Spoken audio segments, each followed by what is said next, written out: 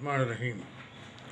جو کہا کرتے تھے کیا ہم کوئی غلام ہیں جو ہم کسی کی غلامی کریں، ہم تو کسی کے غلام نہیں ہیں، وہ ایک سمری کے آگے ڈھیر ہو گئے۔ جب سمری وزیر اعظم ہاؤس سے ایوان صدر کو بھیجی گئی تو ہمارے ڈینٹسٹ صدر ڈاکٹر عارف علوی نے اس پر دستخط کرنے کے لیے ایک چال یہ کھیلی کہ فوری طور پر زمان پارک لاہور میں عمران خان کے پاس چلے آئے۔ یہ ایک بھونڈی سی چال تھی اور یہ ایک فضول کی ایکسرسائز تھی۔ اس کی وجہ یہ تھی تاکہ لوگوں کو دکھایا جائے کہ عمران خان کا بڑا اہم کردار ہے چیف آف آرمی اسٹاف کی تقرری کے عمل میں۔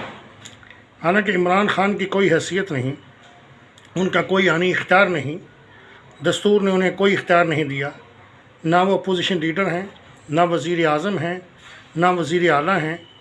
ان کو کس نے اختیار دیا کہ وہ آرمی چیف کی تقرری کریں یا صدر کو اس تقرر نامے کی جو سمری ہے اس پر دستخط کرنے سے روکے؟ یہ صرف عوام کو بیوقوف بنانے کی کوشش تھی۔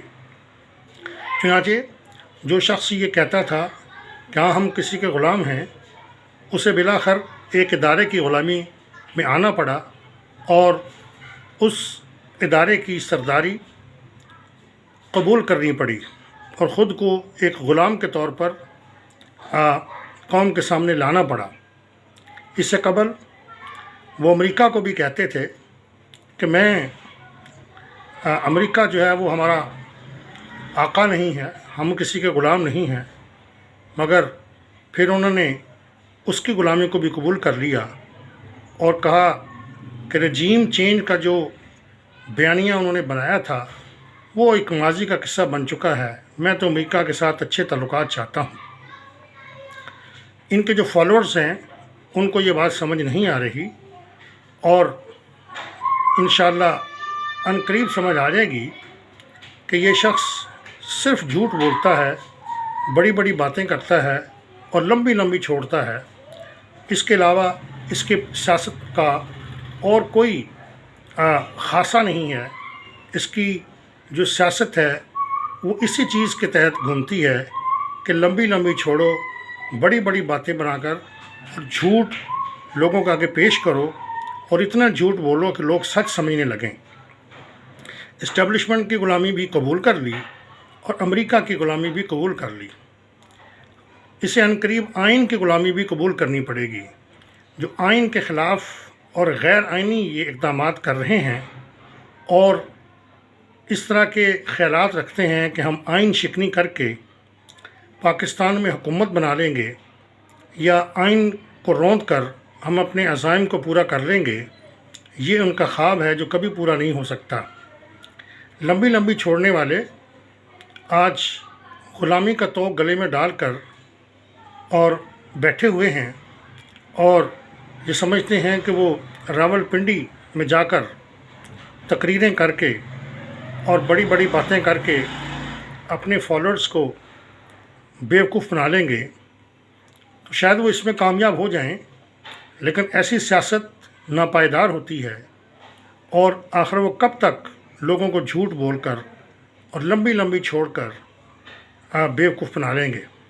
حقیقت یہی ہے کہ وہ اسٹیبلشمنٹ کا مقابلہ نہیں کر سکتے، وہ ایک طاقتور ادارہ ہے اور امریکہ کے آگے بھی بڑی بڑی قومیں جھک گئی ہیں۔ اس کی وجہ یہ ہے کہ امریکہ ایک طاقتور ملک ہے، اس کی معیشت مضبوط ہے، اس نے پوری دنیا میں اپنی بالادستی کو منوایا ہے اور بڑے بڑے جو مسلمان ممالک ہیں، مسلم اسٹیٹس ہیں، وہ اس کے آگے بالکل ہیچ ہیں، جبکہ ہمارا جو خود ساختہ عالم اسلام کا واحد لیڈر عمران خان تھا، وہ بھی جو امریکی غلامی کے جو جال ہیں ان سے نہیں بچ سکا اور صرف باتیں کر سکتا ہے اور اس کی باتوں میں کوئی وزن نہیں ہوتا۔ غلام ہمیشہ غلام رہتا ہے۔ ہم دعا کرتے ہیں ہم سب بشمول عمران خان ان غلامیوں سے بچ جائیں۔